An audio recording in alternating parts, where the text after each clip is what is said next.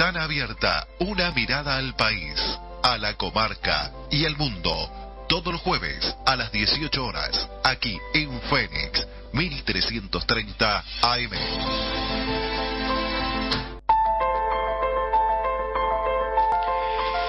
Buenas tardes, audiencia. Estamos en una nueva edición de Ventana Abierta.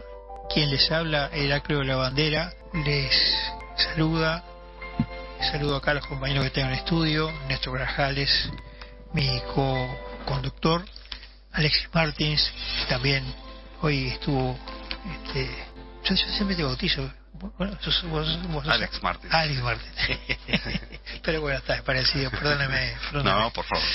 Y hoy tenemos algunos temas interesantes para tratar que son sujeto de polémica, ¿no? Hay una cuestión, yo leía por allí un dato que está en Wikipedia, no quiere decir que esto sea la Biblia ni mucho nada, ni mucho menos, ¿no? Pero de alguna manera es una referencia importante, ¿no? Dice que Uruguay es el país que tiene cerca de 30 y pico de armas cada 100 personas.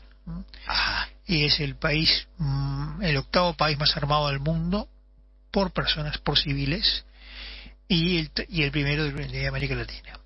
Dato que llama la atención porque en Uruguay en realidad es un país donde las armas tienen muy mala prensa, donde además han surgido muchas veces comentarios críticos hacia el uso de armas por parte de los civiles, y además incluso hay alguna iniciativa política orientada a restringir justamente el uso por parte de civiles de armas, de armamento civil, armas de puño, ¿no? Como se dice vulgarmente.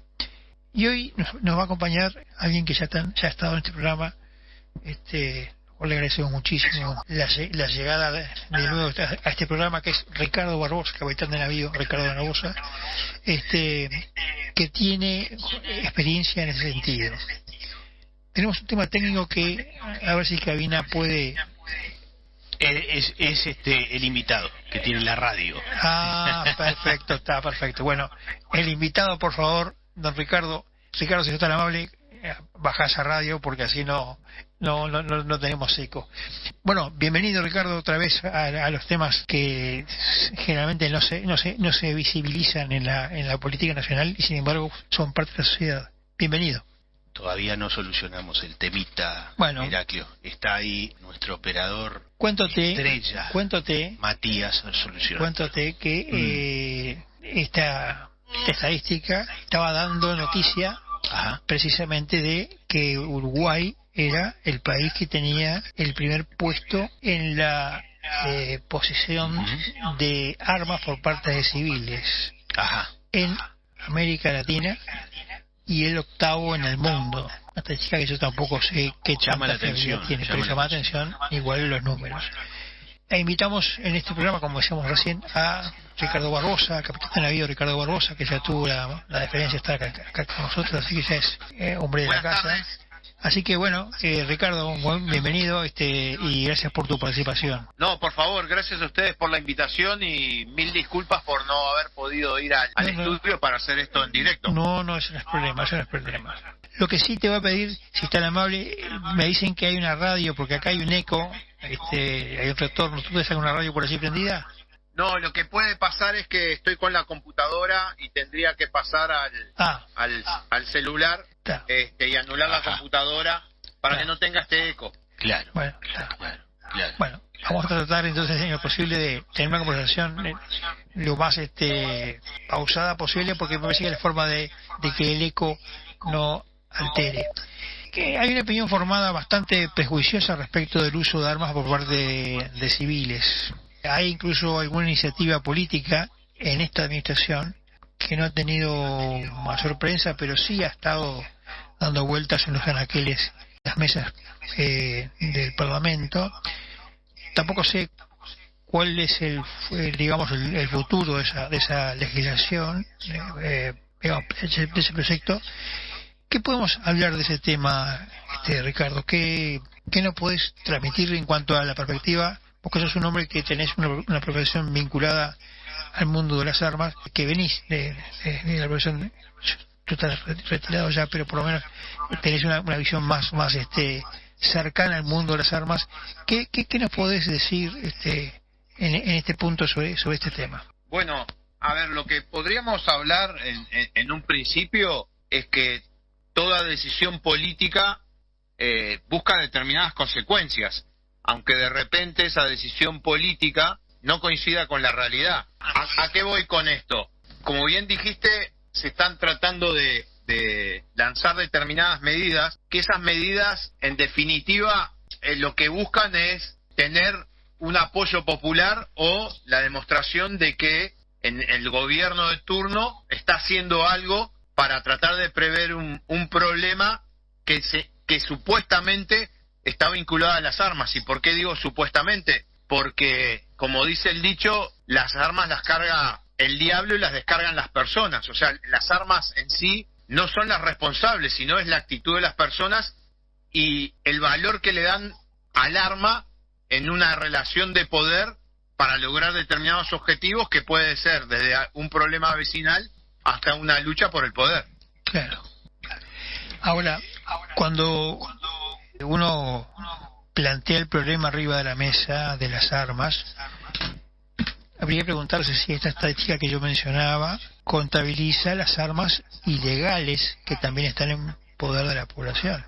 Y me refiero aquí a la delincuencia, que forma parte de este universo que estamos contabilizando, y habría que saber si este índice tan alto incluye justamente los delincuentes. Porque lo cierto es que si se plantea una legislación para reducir el uso de armas por parte de la población civil, estamos desarmando y se está quitando el elemento disuasorio que pueda tener el civil frente a la violencia delictiva. Pasa... Sí. A ver, lo que pasa es que es como dicen varios, que es pescar en una pecera. Si vos acá tenés un problema que supuestamente, y digo supuestamente porque no se sabe y es un estimativo, se calcula de que hay un arma ilegal por cada arma legal. El gran esfuerzo tiene que enfocarse en tratar de reducir las armas ilegales, como la ley última que se salió y que se extendió hasta marzo para registrar cualquier tipo de arma, que los que están vinculados a los temas de armas y de armas familiares saben que de repente murió una persona, se la regaló a otra, no hay papeles, no hay documentos. Bueno, esa ley trató de reglamentar e introducir a un registro, que ese registro permite seguir dónde está el arma, quién la tiene y por qué la tiene, y el esfuerzo del Estado tiene que estar volcado al armamento ilegal, que el armamento ilegal, y lo vemos en las noticias de prensa, el poder de fuego es mucho más fuerte que el armamento que puede registrar o ser autorizado cualquiera de las personas. Claro. Ahora, obviamente estamos hablando de que lo que llaman las armas de puño, ¿verdad?, es lo que se autoriza para el uso, digamos, legal de los civiles. La delincuencia creo que entra en otra categoría. Me refiero a que utilizan el poder de fuego que tienen a su gusto y necesidad. Entonces, de todas maneras, el armamento sigue siendo una cuestión disuasoria. ¿Hay alguna cifra, hay alguna estadística sobre este tipo de esfuerzo que se hizo para legalizar, por lo menos blanquear esta relación de armas que estaban boyando, digamos, entre la población sin registro legal o por lo menos actualizado? ¿Hay algún registro digamos, estadístico que se conozca sobre ese esfuerzo que se hizo? Mirá, oficialmente no se ha publicado nada. Lamentablemente sería un buen dato de cuántas armas han ingresado. Se habla de que se incorporaron muchas armas en el periodo de marzo, que estaba por finalizar la ventana de la posibilidad de presentarse por la ley, pero la ley alcanzaba no solo las armas de puño, como decís, sino las armas largas también, que en campaña pueden tener más de un arma larga, pero se habla de un número importante. Se hablaba ahora de que oficialmente había cerca de 660.000 armas registradas, pero acá el problema no es el arma registrada, porque invito a cualquiera de los escuchas a que haga el procedimiento para tratar de tener un arma, porque hay hay que diferenciar. Una cosa es tener el arma, que vos la podés tener y tenés lo que se llama la guía, que es el título de propiedad del arma, y después está la otra autorización, que es el porte de arma, que vos tenés que justificarlo y tenés que pasar por una serie de pruebas psicológicas de tiro para demostrar la capacidad que tenés, más que nada de raciocinio, o sea, de oportunidad, de evaluar la situación en el caso de que saques un arma para usarla en ese momento o no. Entonces, las personas que tienen su armamento registrado y legalizado están permanentemente siendo controladas por el Estado. El problema, volvemos a la otra cara de la moneda, son las armas no registradas, que básicamente un 4% son de armas robadas a policías o militares o personas que tienen armas. En los delitos se calcula, porque se puede saber por el arma que se utilizó, que solo pesa un 4%, el resto son armas ingresadas básicamente por contrabando. Y para que los escuchas tengan una referencia bien clara, Pablo Escobar, que fue uno de los capos del narcotráfico, empezó siendo contrabandista. Claro, sí, es un delito que en el mundo está muy vinculado una cosa con otra, ¿no? El tráfico de droga y con el tráfico de armas, ¿verdad? Si bien son especialidades, digamos, diferentes, hay un vínculo bastante inseparable entre una cosa y otra. ¿Cuándo se... Lo que pasa es que ese vínculo, a medida que vos te vas involucrando en determinadas actividades, el vínculo no pasa solo por la actividad, sino que pasa por la lucha de poder para poder realizar la actividad que querés realizar. Claro. Entonces, ahí empieza otro problema, que es el problema esencial de un Estado. El Estado supuestamente no, tiene que ser así. Max Weber, el cientista político alemán de principios del siglo XX, define al Estado como la institución que tiene el monopolio del uso de la fuerza. Claro. Y en este caso, si empiezan las actividades delictivas, están vinculadas a las armas, ya tenés un cuestionamiento del poder del Estado. Y en la expresión máxima de ese cuestionamiento es en lo que se le dice las famosas zonas rojas, donde teóricamente no entra la policía, o sea, no entra el representante del Estado a hacer cumplir las normas que nos rigen a todos. Claro. Sí, por supuesto. Ahora, de todas maneras, en la población tampoco existe una cultura, vamos a decir, muy abierta en cuanto al tema del uso de armas. Me refiero a la población que no integra ese universo delictivo al que tú te hacías referencia.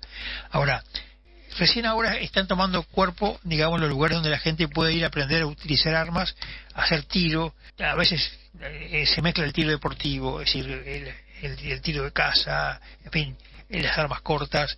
Uno ya empieza a ver en reels en Instagram, yo he visto algunos polígonos que publicitan su actividad. ¿Ha crecido, digamos, el interés del público desde tu perspectiva por armarse, por usar este armamento, digamos, de mano, en fin, armamento que tenga un sentido defensivo y hasta disuasorio del delito? ¿Tú notas un aumento en ese sentido? A ver, hay dos causas. Una, la ley última, porque te obliga para poder tener la guía del arma a hacer tiro. Entonces, claro, se han abierto nuevos lugares para poder hacer todo el procedimiento que implica una entrevista con un psicólogo, un examen médico, clases, y termina con el tiro. Eso por un lado. Y después, por el otro lado, la población, normalmente, hay una relación directa entre la sensación de seguridad o inseguridad. Si vos estás en un lugar con sensación de seguridad, por ejemplo, Suecia, sin duda la población debe aspirar a no tener armas, porque confía en el Estado, confía en el orden social en el que está instalado. Y si vos vas a México, un lugar donde mueren 120.000 personas por año por problemas del narcotráfico, sin duda la mayoría de la población plantea el uso de armas. Después hay otro punto es un punto, como decía el contador Damiani, y los números no mienten, es la gente la que miente, porque hay 600.000 armas, no quiere decir que hay 600.000 personas que manejan armas. Porque vos de repente un coleccionista puede tener 50, 60 armas, o si vivís en campaña de repente tenés un revólver y tenés 3 o 4 fusiles de caza.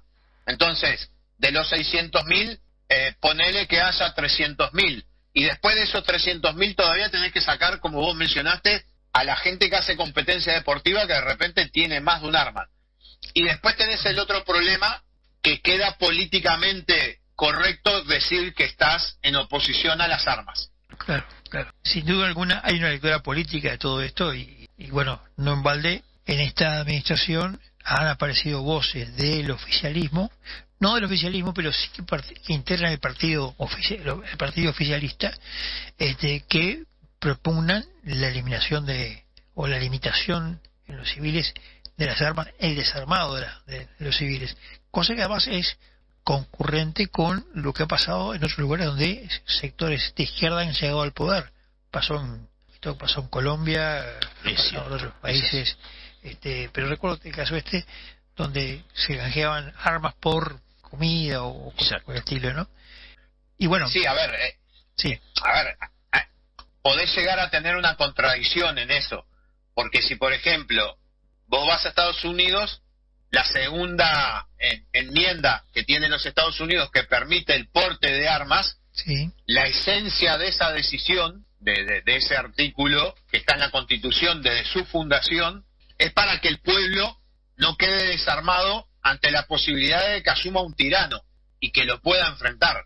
Claro. Entonces, esa sería una perspectiva, si tú quieres, liberal completa, para evitar de que el sistema político que tenés instaurado caiga por alguna circunstancia.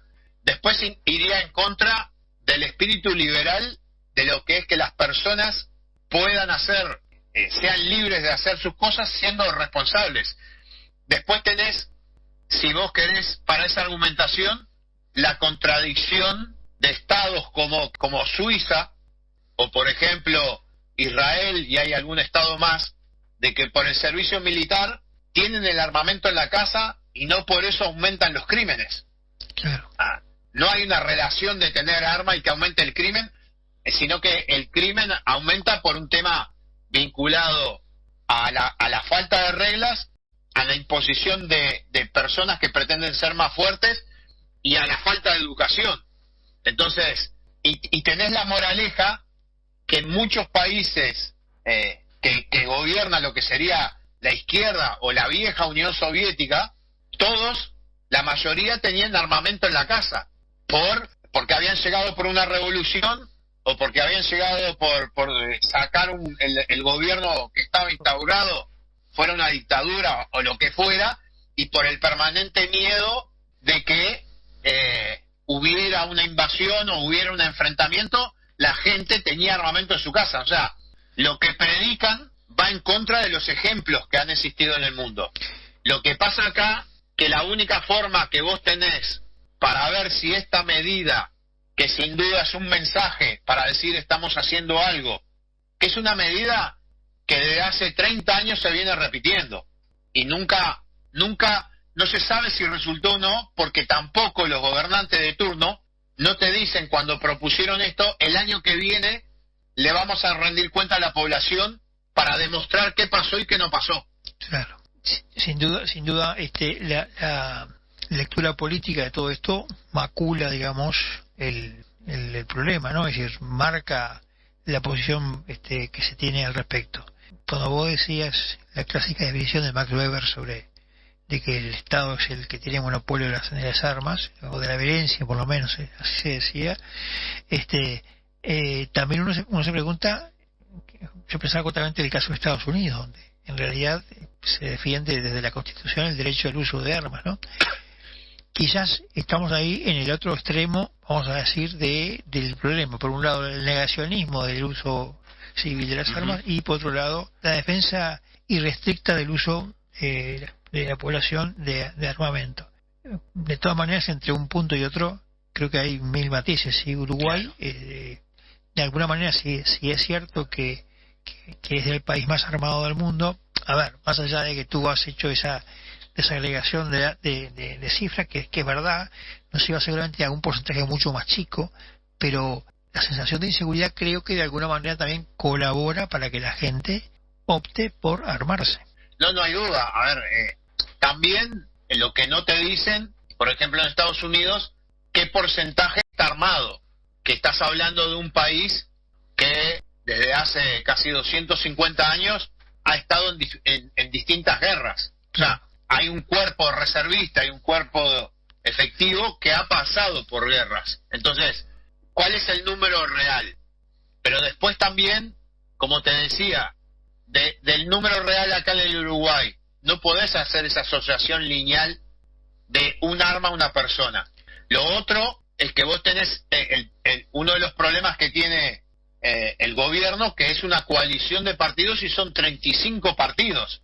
Entonces podés esperar expresiones para tratar de resaltar o de figurar, aunque no se efectivicen, por lo menos hacer esa exposición, porque no hay que olvidarse que el político vive del voto. Entonces la búsqueda permanente es por el voto. Ahora, la experiencia de tener un enfrentamiento armado no es agradable, más que la población civil está en desventaja porque el delincuente sale todos los días con el arma preparado para eso, y capaz que ha tenido más de un enfrentamiento. Sin duda, llegar a un enfrentamiento, las consecuencias son graves. Aunque no salga nadie herido, son graves porque la sensación que le queda a la persona no es agradable del entorno familiar. Sin duda, la sensación de inseguridad, como lo planteamos, lleva a pensar que la solución va a ser el arma. Y el gobierno pasado amplió las posibilidades de defensa a lo que es toda la casa y el predio, porque como dice un senador actual, el delincuente es un especialista en las leyes y domina el tema legal de hasta dónde puede o hasta dónde no puede, y siempre juega al filo, y la población, pensando que el Estado lo va a proteger, siempre va a estar en desventaja. Claro. Es evidente que este tema no se agota aquí, sino que es... Claro. Yo le preguntaría al capitán Barbosa, más allá de las capacitaciones, de los test, de las pruebas a las que son sometidas las personas que hoy día tienen un arma de forma legal, acerca de si existe, yo tengo la percepción de que no, si existe una cultura acerca del uso y tenencia adecuado de las armas. Una cultura, me refiero a una cultura y a una formación del público en general, porque a veces uno detecta casos en los que hay una formación determinada o por lo menos se tiende a una formación determinada en un tema X, pero capaz que en el caso de las armas, porque como decía él y como decíamos acá, no está bien visto, no tiene buena prensa, queda bien decir que uno está en contra de las armas, por ahí no hay, que es lo que debería haber y lo que está faltando, una educación en el uso adecuado de las armas, ¿no? Hablando de la población civil, porque obviamente la población que no es civil, la población del ámbito militar sí la debe de tener seguramente, ¿no? Sí, a ver, lamentablemente es cierto lo que decís, volvemos al dicho, las armas las carga el diablo y las descargan las personas. Tiene que haber una cultura, tiene que haber una educación, porque cuando ocurre algo no podés volver para atrás para evitarlo. Entonces, si yo tuviera que recomendar algo, el que compra un arma, no importa la razón, que todos los meses vaya y practique, porque esto, como cualquier cosa, la práctica hace el maestro, porque practicando se va a acostumbrar a un montón de cosas, va a detectar fallas y va a evitar un daño a tercero que no quiere ocasionar si la tiene que llegar a usar el arma. Después en la casa hay toda una serie de medidas que se tienen que aplicar y que la medida está en un equilibrio entre poder tomar el arma y que el arma esté en la casa segura, no tiene que estar escondida. Tiene que estar en forma segura. Hay un montón de sistemas para estar seguro, y la gente que vive en la casa tiene que saber cómo tomar un arma por si llega a haber algún problema, porque la ignorancia es lo peor que te puede pasar, porque podés lastimarte por desconocer. Entonces yo no digo que enseñes a toda tu familia o a los que estén involucrados a usar el arma, pero por lo menos que tengan un conocimiento mínimo por si llega a pasar algo, que la puedan tomar y poner en un lugar seguro. Sin duda los lugares que te ves obligado a pasar para poder obtener el arma, la guía del arma, sería bueno que las personas los eduquen para que tengan conciencia del poder que tienen en la mano, para que ese poder no ocasione un problema. Y eso se logra con, como vos lo dijiste, con educación, que lamentablemente falla o falta, porque cuando escuchás en las noticias de prensa, escuchás muchas veces accidentes que ocurren por desconocimiento del manejo, y eso es falta de educación. Bueno, Ricardo, muchísimas gracias por tu participación y tus comentarios de un tema que siempre es tabú en la sociedad uruguaya. Así que agradecemos tu presencia y en algún momento nuevamente esperemos que estés aquí por esta casa. Gracias, capitán. Bueno, les agradezco a ustedes, un saludo grande para ustedes y sus oyentes. Y cuando un tema es tabú es porque falta educación. Con educación no hay temas tabú. Perfecto, es así. Gracias.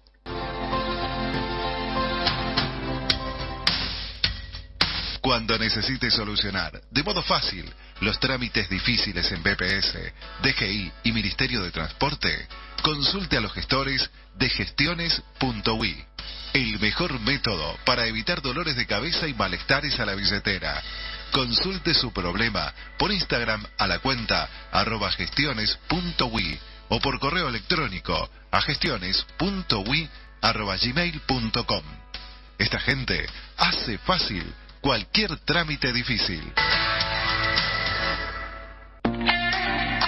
Si piensa invertir en Uruguay, piensa en negocios all inclusive. Ananiquian Negocios Inmobiliarios. Desde 1992, brindando excelencia inmobiliaria, trayectoria, experiencia y prestigio. Alquiler, venta y administración de propiedades, comercializando los mejores proyectos, con asesoramiento especial para no residentes. Ananiquian, desde 1992, ofreciendo negocios all inclusive en Uruguay. Teléfono 2711-7266. Visítenos en www.ananiquian.com.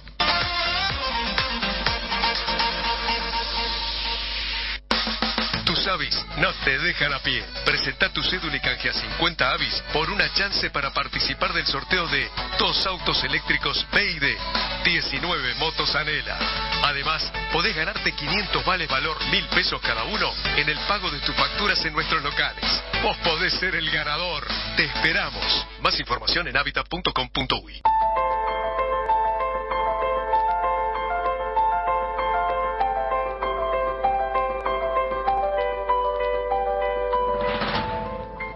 Bueno, y seguimos aquí con la ventana abierta a la comarca y al mundo. Y ahora tenemos a nuestro amigo y invitado permanente analista instalados ya en el viejo continente, para que nos cuente a ver cómo está ese mundo que aparenta, al menos desde acá, que está como al borde del incendio. Julio Martino, ¿estás por ahí?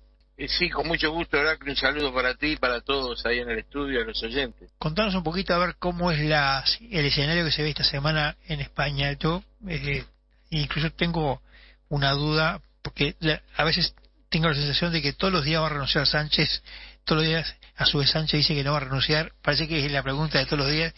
No quiero orientarte a eso, capaz que de pronto el tema tuyo hoy va por otro lado, pero sí quería gastar un segundo de tiempo en ver ese aspecto, porque se retira, parece que se retira el agua, pero el tsunami no llega allá. Contanos, Julio, contanos. Bueno, mira, no va a renunciar Sánchez, esto te lo aseguro, no va a renunciar Sánchez. O sea, si se va de la Moncloa, si tiene que dejar de ser presidente de España, va a ser contra su voluntad. Ajá.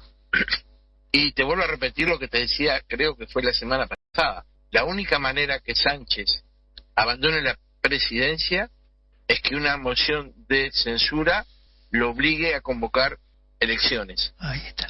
Para ello, el PP debe sumar los votos con Vox y obtener 3 votos más. ¿De dónde pueden salir esos 3 votos más? De un socio que ya no tolere el costo político que significa participar de la fuerza que apoya a que Sánchez siga siendo presidente. Claro. ¿Quiénes pueden estar más cerca de hacer eso?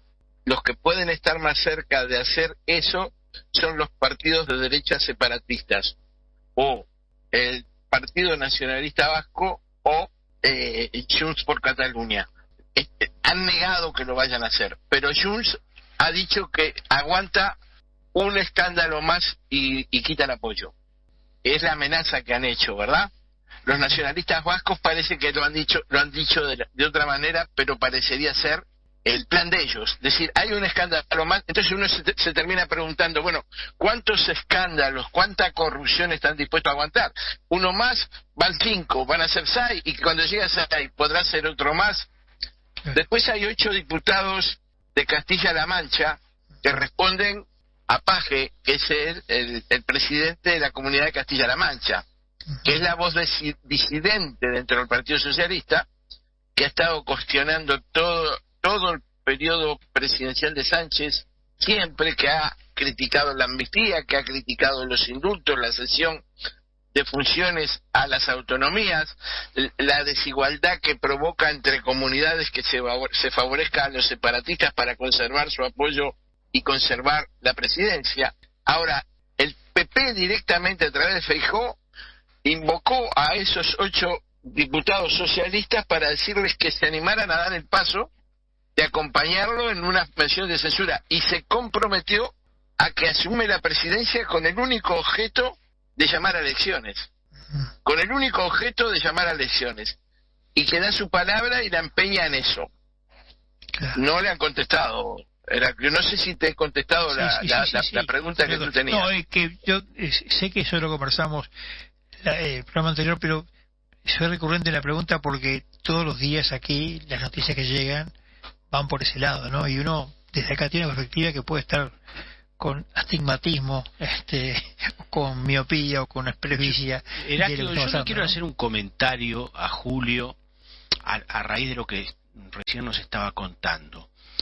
Indudablemente, Sánchez y su trupe han sido muy hábiles para lograr ciertos apoyos, ¿no?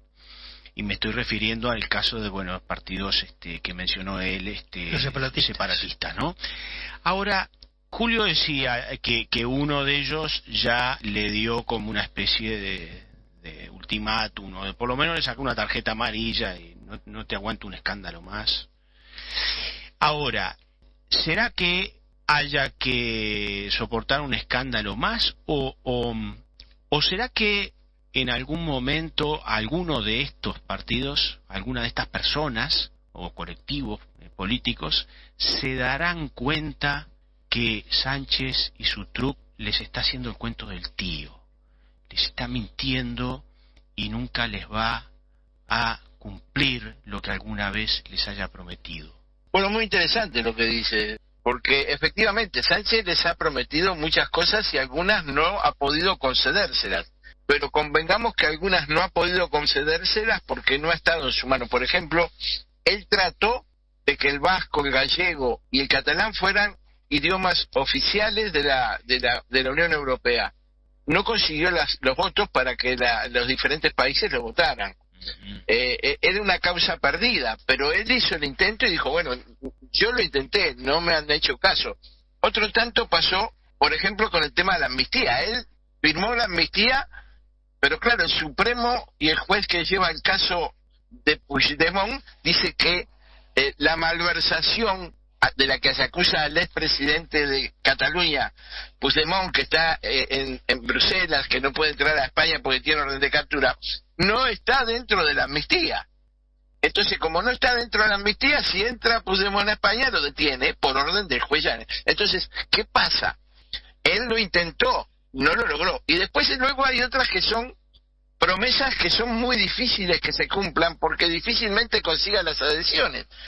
Como por ejemplo que los impuestos los pase a cobrar una hacienda, una recaudadora de impuestos catalana. Todos los impuestos que hoy recauda el Estado central, en Cataluña los pasaría a recaudar una oficina de recaudación catalana. ¿Qué pasa? Necesita votos y unanimidades que no la va a conseguir, porque hay partidos que, pese a ser parte de su coalición, no están dispuestos a perjudicar a sus territorios, que quedarían en situación de desventaja, porque luego tendrían que pagar el costo político, porque ahora no hay elecciones, pero va a haberlas. Es inevitable que va a haber elecciones.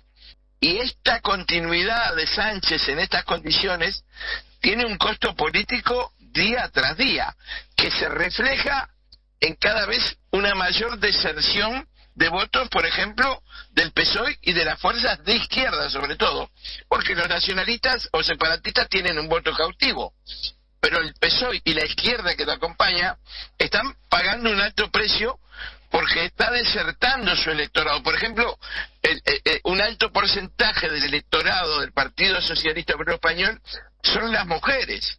Y las mujeres se han sentido muy maltratadas por las grabaciones que han escuchado de Ábalos, que fue el ministro de Transporte y es secretario de organización del PSOE, que reveló su mano derecha, un señor que se llama Coldo, una especie de mafioso para todo uso que tenía como secretario, en las cuales hablan de las mujeres con un lenguaje peyorativo y degradante que para nada tiene que ver con esa imagen que quiere transmitir el Partido Socialista de feminismo y de líder del feminismo. Ha sido un golpe durísimo porque las grabaciones, hay cerca de cientos y cientos de grabaciones, de a poco estamos escuchándolas todas.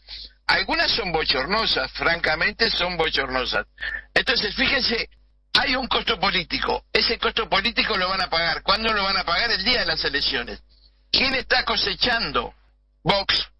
Vox está aumentando su intención de voto en todas las encuestas sistemáticamente. Y ayer hubo una que es muy sintomática del momento que vive España, porque una encuesta sobre los jóvenes de 18 a 25 años en España nos muestra que el 25% de esos jóvenes, es decir, un joven de cada 4 jóvenes españoles en esa edad, votarían a Vox. Y un 17% votarían al Partido Popular. Y el PSOE se queda con un minúsculo 13%, y ya no hablemos de las otras formaciones de izquierda, que en el caso de Sumar, que contiene al Partido Comunista y otra fuerza, se queda con el 6% y Podemos con el 3%. Es decir, la juventud española renuncia tácitamente al discurso ideológico que tiene muchos frentes a través de la izquierda en España, el feminismo, el ambientalismo, que el cambio climático, las políticas de género y quién sabe cuántas cosas más, a cambio de alguien que le dé certeza sobre conseguir un empleo, poder alquilar una casa, no tener que soportar la violencia que ejercen un montón de indocumentados, de inmigrantes ilegales que están entrando al país por la acción graciosa del Partido Socialista que deja... Hay un chiste muy interesante. Tú llegas a Barajas o al Prat de Llobregat en Barcelona y posiblemente si no traes bien tus papeles te manden de vuelta en el avión si no está clara tu visita. Pero si llegas en una patera a las costas españolas entras como por tu casa. Aquel que en Uruguay tenga dudas de cómo, si llega a España lo puedan mandar de vuelta, que vaya a Marruecos y se suba a una canoa o a una barca y seguro que entra pero sin ningún problema. Además le dan una ayuda económica, lo primero que hacen es darte un móvil telefónico, te dan ropa y todavía vienen edecanes del Partido Socialista que bailan contigo, te cantan y te reciben con aplausos y bendiciones. Pero esto que les estoy diciendo, que parece una ironía y una broma, es absolutamente así, exactamente así como se les he contado. Tú sabes... Entonces, esa juventud... Julio, tú sabes que yo había visto en alguna red social un video de unos presuntos marroquíes que estaban, no sé si en la costa, en una playa, comiendo y diciendo alegremente que no trabajaban, que España les daba no sé qué cantidad de plata. Y yo pensaba, digo, esto debe ser fake. Y vos me estás confirmando que no, que es absolutamente real eso e increíble, ¿no? Es real. Y cualquier protesta, cualquier descontento ante esta situación, porque la situación genera muchos descontentos y por muchas razones, todas justas. Por un lado, que se esté dejando entrar gente que no sabe quién es y que terminan cometiendo delitos, y que más de la mitad de los presos en cárceles españolas son inmigrantes, cuando la proporción de los inmigrantes frente a la población española es de un 10-12%. Esa cifra nos da una visión cabal y amplia del porcentaje de delincuencia que se está produciendo con estas últimas oleadas de inmigración ilegal. Porque vamos a ver, el que está delinquiendo no es el colombiano que se está rompiendo el alma en una obra de construcción, o el boliviano, o el argentino, o el uruguayo que se integra perfectamente a la sociedad española, que convive con la cultura española. Los que están delinquiendo son gente que, primero que nada, es notorio que no quieren a España, la odian. Odian a España. La mayoría de los islámicos que entran a España, odian a España. Odian lo que simboliza y el pasado de España. Y además vienen a sacar partido. No vienen a aportar, no vienen a trabajar, no vienen a convivir. Y no aceptan renunciar a sus tradiciones culturales. Nadie les pide que dejen de creer en lo que creen. Pero no son capaces de admitir las tradiciones españolas y respetarlas. Entonces, la juventud tiene el problema de que no consigue casa. La otra vez estuvimos hablando con Heraclio. Fíjense que acá han puesto una ley de vivienda absurda que ha puesto techo a los alquileres y ha motivado que la gente que alquila ya no quiera alquilar a particulares, lo pone como pisos turísticos, lo pone como alquiler de corta duración, porque las dificultades que se encuentra para poder tratar con un inquilino después, si ese inquilino es una persona que decide no pagar más el alquiler, pues se puede estar más de un año tratando de sacarlo para afuera de la casa sin éxito. Entonces ya nadie se anima, porque las leyes estas lo que provocan precisamente en los jóvenes que no haya oferta de alquiler. Y es 2 más 2. Si hay una mala ley de vivienda, eso contrae el mercado, retrae la oferta y la gente que necesita alquilar no encuentra la manera de hacerlo.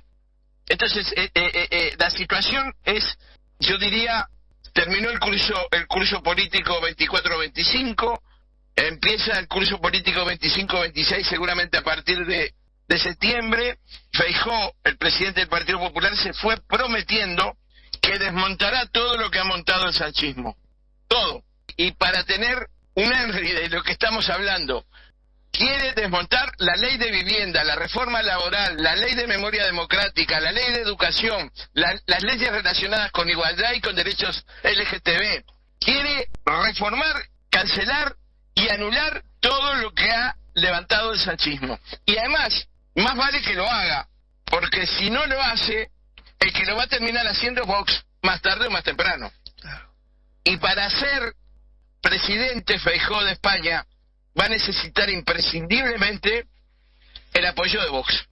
Si no ocurre lo que ha dicho alguna vez de algunos socialistas, decir, bueno, preferimos darte nosotros el apoyo a un poco para hacer una barrera sanitaria, como se dice, a Vox, ¿no? Si no ocurre eso, obviamente, porque ya en la elección anterior estuvo esta posibilidad y no se consolidó.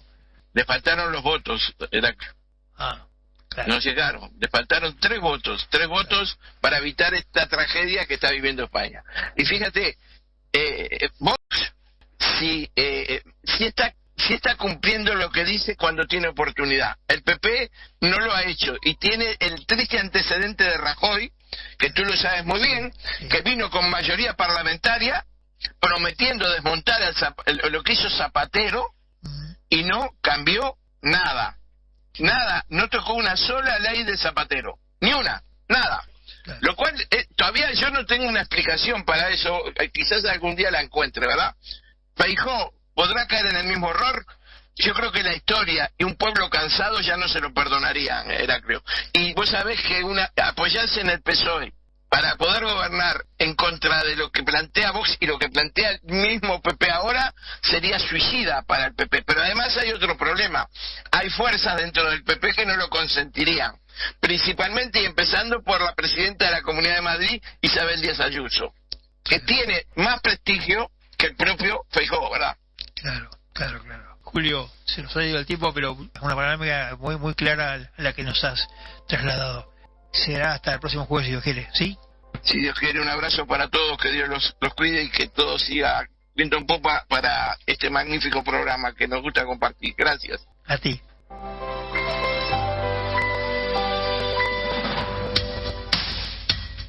Cuando necesite solucionar de modo fácil los trámites difíciles en BPS, DGI y Ministerio de Transporte, consulte a los gestores de gestiones.ui. El mejor método para evitar dolores de cabeza y malestares a la billetera. Consulte su problema por Instagram a la cuenta @gestiones.ui o por correo electrónico a gestiones.ui@gmail.com. Esta gente hace fácil cualquier trámite difícil. Si piensa invertir en Uruguay, piensa en negocios all inclusive. Ananiquian Negocios Inmobiliarios. Desde 1992, brindando excelencia inmobiliaria, trayectoria, experiencia y prestigio. Alquiler, venta y administración de propiedades, comercializando los mejores proyectos, con asesoramiento especial para no residentes. Ananiquian, desde 1992, ofreciendo negocios all inclusive en Uruguay. Teléfono 2711-7266. Visítenos en www.ananiquian.com.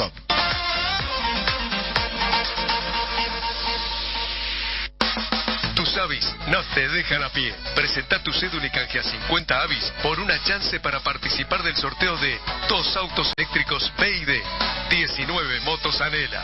Además, podés ganarte 500 vales valor 1.000 pesos cada uno en el pago de tus facturas en nuestros locales. Vos podés ser el ganador. Te esperamos. Más información en habitat.com.uy.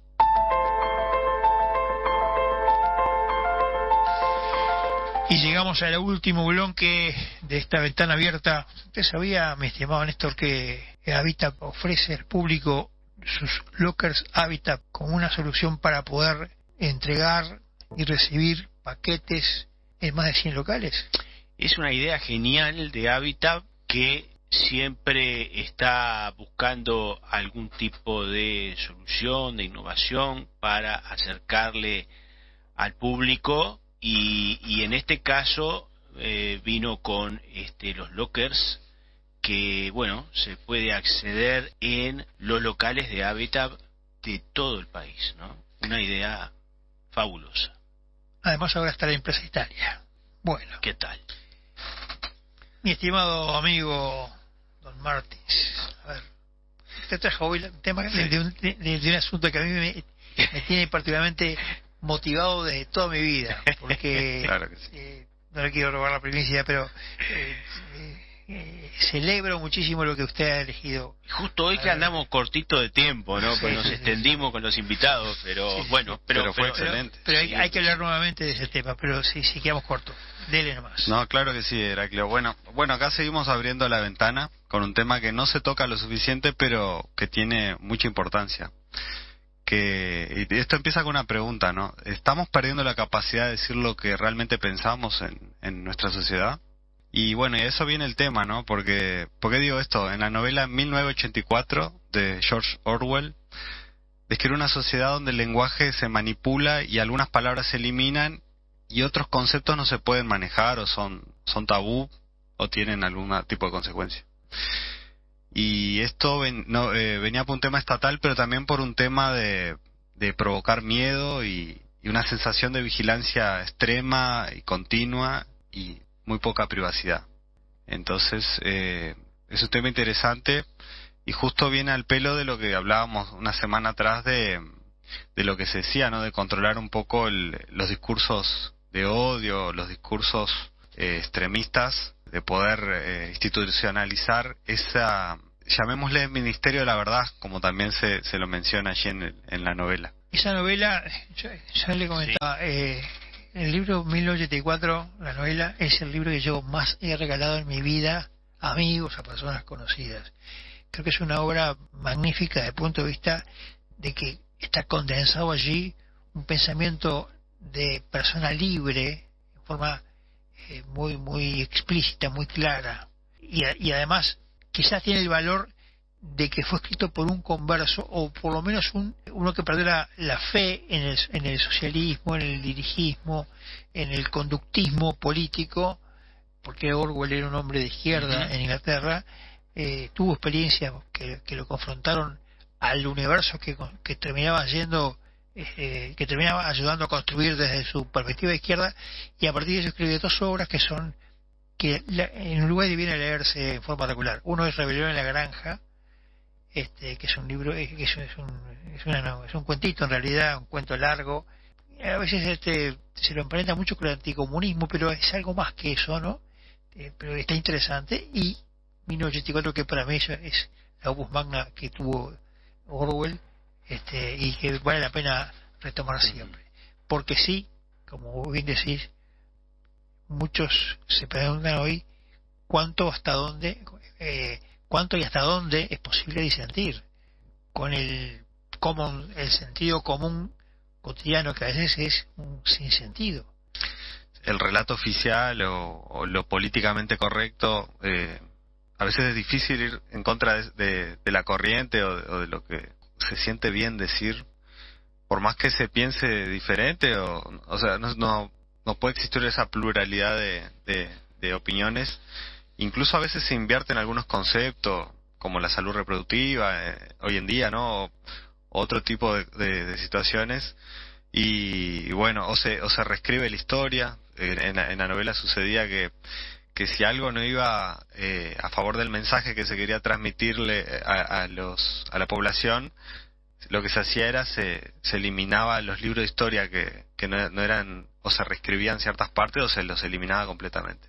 Se había pasado con el caso de Trotsky, hay una foto típica donde Trotsky aparecía en la Revolución Rusa, y después, cuando se convirtió en el enemigo, Stalin hizo pintar, pues en aquel momento no se pixelaban las cosas, hizo un trabajo de artesanía, y Trotsky desapareció. Pero eso ha pasado de forma recurrente en muchos casos y muchas situaciones históricas. El manejo de la verdad, precisamente por parte del poder. Sí, exactamente. Por ejemplo, en Argentina existió el Observatorio Nodio, donde se verificaba la desinformación o la violencia simbólica. Y bueno, el problema siempre surge en decir, bueno, pero ¿quién determina lo que es odio o un mensaje de odio? Obviamente acá nadie quiere que alguien salga perjudicado, pero muchas veces la percepción es personal, ¿no? Del otro individuo, y es difícil anticipar cómo un discurso o una opinión o un desentimiento puede afectar la parte, la autoestima, o que la otra persona se sienta de alguna forma agredida. Eso realmente es lo que a veces este tipo de discusiones puede traer a nosotros. Es increíble la coincidencia que se dio hoy entre lo que estamos hablando ahora y lo que yo charlaba con un compañero de trabajo en un momento de descanso, en una hora de descanso, y hablábamos de estos temas. ¿Cuánta gente disiente no está de acuerdo con ese discurso políticamente correcto y muchas veces calla por miedo al rechazo, a la cancelación, al enjuiciamiento, al prejuicio que hay? Y yo creo que en ámbitos como el nuestro es necesario decir estas cosas, porque hay una especie de león que está dormido y que en cualquier momento se puede despertar. Orwell escribió, ¿no? La libertad es el derecho de decirle a la gente lo que no quiere oír. ¿Qué tal? Nos tenemos que ir. Amigos, hasta el próximo jueves, si Dios quiere. Ventana Abierta, una mirada al país, a la comarca y al mundo. Todos los jueves a las 18 horas, aquí en Fénix, 1330 AM.